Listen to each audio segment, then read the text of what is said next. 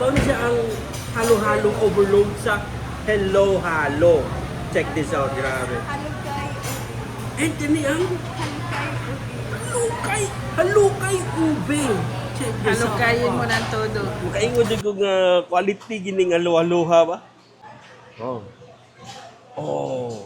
Di ba mostly ang typical nga halo-halo is mura sag sabaw, nga mura sag sinabawan, nga lutaw-lutaw dito. But this one is different.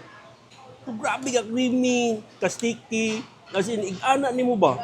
Ano, bili ba yun ako na is tibuok siya. This one, tibuok siya. Dili siya sinabawan ng halo-halo. Oh, init pa. Oh. My goodness, lami, akin na mo tunoy.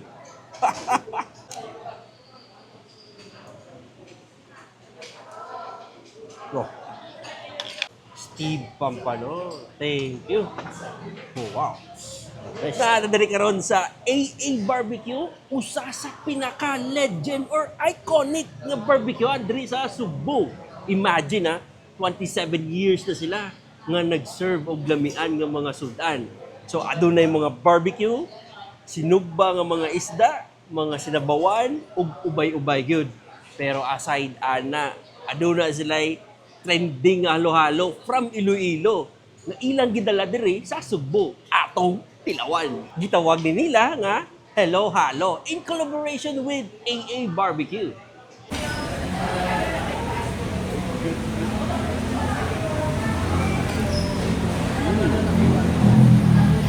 Crispy, jud ang ilang pata ug lami ang timpla mga kamidya. Well, this is a 10 over 10 for me. So next is their barbecue. Wow. Kay mao gini ilang medyo gitawagin nila nga AA Barbecue. Let's eat.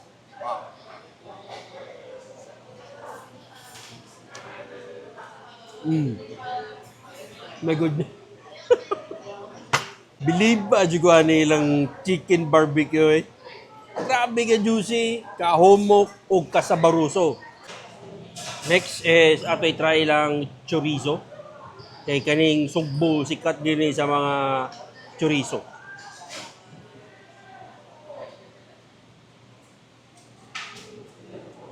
Oh. Nago. Mga kamidya ilang chorizo. Nasa pagka-spicy and then meaty siya. Ug ang iyang lasa. 2 thumbs up good. This is a must try also. Let's check this out. Dara. So, baked scallops. Oh, wow.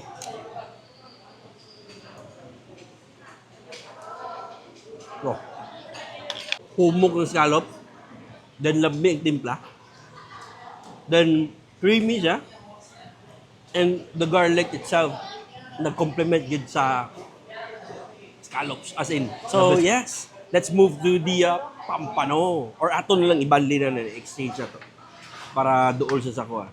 This is one of the best fish here in the Philippines aside sa ilang bangus. Wow. Nakapanglingo madaling nga sa AA Barbecue. So the last but not the least, kaning giputo sa foil. Mao na siya ang bangus, mga kamidya. Dara. Let's open this one. Dara. Wow. Wow. Ang aroma. Ang smell. Mapanimahuan na mo ang kalami. Oh, init pa. Oh. My goodness. Lami. Akin na mo tunoy. Dara. Oh, wow. Naong palang daan. Gut mo na ka. Ato ni dayon na bahabon kayo. Biya sa pagkabuhat nila daghan naglamas eh. So, mga kamidya 100% this is a boneless bangus. Then loaded sa spices o ilang utan ni butang. Amoy pa lang ulam na. That's it.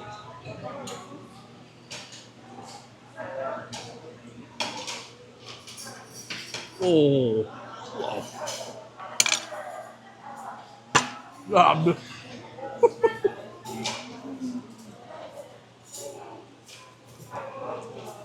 This is a must try also mga kabida. Oh, kung saan siya nga paano? Kani siya overload. Paano siya ang halo-halong overload sa Hello Halo. Check this out, grabe. Halukay. And kani ang Halukay. halukay ube. Check this out. Halukayin mo ng todo. Bay-bay kitang ube yan eh. And then, Avocado, sir. avocado delight. Amo mo siyang avocado delight.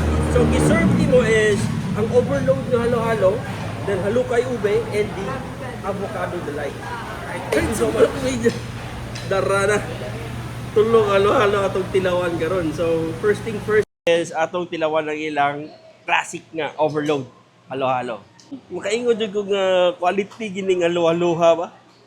Oh, imagine gatusok-tusok lang ko, grabe na siya ka creamy. And then, mas smell po na ko ang iyang freshness. Oh. Oh. What I like is the texture. Then, ang ilang ice is pino siya and creamy kaayo. So, sa nakita na ko is quality ang mga ingredients yung gibutang. As in, murag ang the search is over na for the best halo-halo in Cebu. Boy, ubay naman ko na tilawan din ang mga halo-halo sa Cebu. But this one, kaning halo-halo is from Iloilo City. O gaduna na po sa Bacolod City. So, naapanin siya karon sa Visayas. Wala pa sa Mindanao and Luzon. Ato kayon. Check this out, oh. Oh. Tibuok siya, ug dili siya dali batunaw. Di ba mostly ang typical nga halo-halo is mura sa sabaw, nga mura sa sinabawan, nga lutaw-lutaw dito. But this one is different. Imagine, oh, nagkapot pa tanan yung mga timpla. Wow. Bao na ito ganina, pagtusok na ako, mura siya ice cream. Exciting to try. But anyway, let's try this one.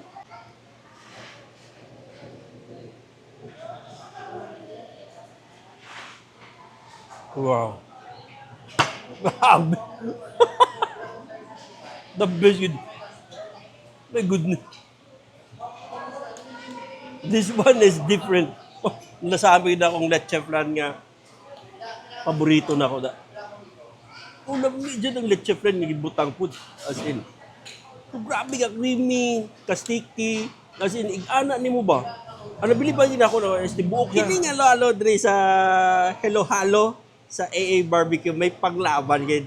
So I was surprised ganina na pag ukay na ko then niko yung tibuok ang halo-halo which is it's not an ordinary halo-halo like the traditional one nga iglugay nimo mura sa kinabawan or something naglutaw-lutaw mga sago or mga beans, but this one is grabe ka sticky. It's like an ice cream halo-halo but it's not. It's a traditional halo-halo. Maorgya po ng lasa, typical, but it's upgraded and quality ang mga ingredients. But anyway, overall experience here at AA Barbecue, and this is my first time to dine in here at AA Barbecue. Nakaingon din ko nga pauday ang mga customer nila dire gibalik-balikan gid ang pagkaon. As in, well, the place is limpyo siya, dako, and then daghang kalikuran and parking space is 2 times out, daghang pagka-parkingan. And the service, pas-pas kayo sila. Smiling po ng mga nagtrabaho din mga gwapa o gwapo. Katawa si Mau. But anyway, mga kamidya, unsa pa ba yung ginawa niya? Ari mo din sa AA Barbecue, one of the legend and iconic barbecue here in Cebu City for almost 27 years na gyud. Ug nag-collab pa gid sa Hello Halo nga lami kayo nga mura ka nagkaon gani sa high quality or something sa mahalon nga mga pagkaunan. But I think this is more than quality nga halo-halo. So, mauna ako ma-recommend yun. Ali mo din sa AA Barbecue and try Hello Halo. And then, available is na sa Food Panda and Grab Food. Ano na sila local locations for the Hello Halo is one in Guadalupe, AA Barbecue, and in Lapu-Lapu. Thank you so much for watching this video here at Stanley on Media together with AA Barbecue in collaboration with Hello Halo. Bye-bye.